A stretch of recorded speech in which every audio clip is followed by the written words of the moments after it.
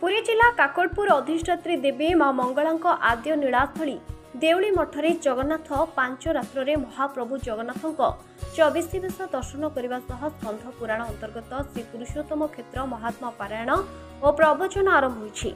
महाप्रभु जगन्नाथ उत्कलियों प्राणपिंड श्री जगन्नाथ संस्कृति जेते नियारा सेते नियारा मणिमांक बेश प्रत्येक दिन 12 मासरे महाप्रभु विभिन्न प्रकार बेश परिधान होइथांती।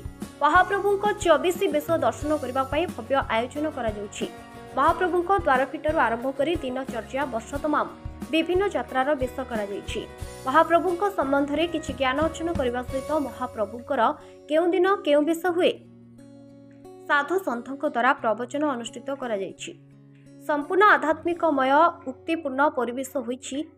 जगन्नाथ मंदिर सहित आमर हूँ काकटपुर मंगला एवं देउली मठ अंगांगी भाव जड़ित एक इतिहासर केन्द्रबिंदु अति खुशी आज काकटपुर माँ का दर्शन आज सेवक हिसाब से सौभाग्य लाभ कली। तत्सहित साधु सन्त मान सहित आज मु देउली मठ परिभ्रमण करी मोर प्रभु जगन्नाथ 24 बेश दर्शन करी मु प्रभु जगन्नाथ को यही जगार हृदय ग्रहण कली एवं एठारे प्रभु जगन्नाथ पाखे प्रार्थना करुच्ची प्रभु जगन्नाथ विश्ववासी मंगल करंतु एवं सदा सर्वदा विश्व शांति रहू एवं समस्ते आनंद खुशी रुहतु निरोगी रुहतु।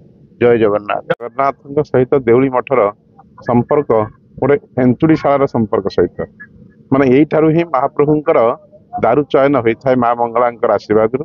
तेणु आज से पवित्र देउली मठरे महाप्रभु जगन्नाथंकर स्कंद पुराण आधारित पंचरात्र कार्यक्रम अनुष्ठित होती एवं जो भली भाव में 24 बेश आज प्रदर्शन करा जायछि।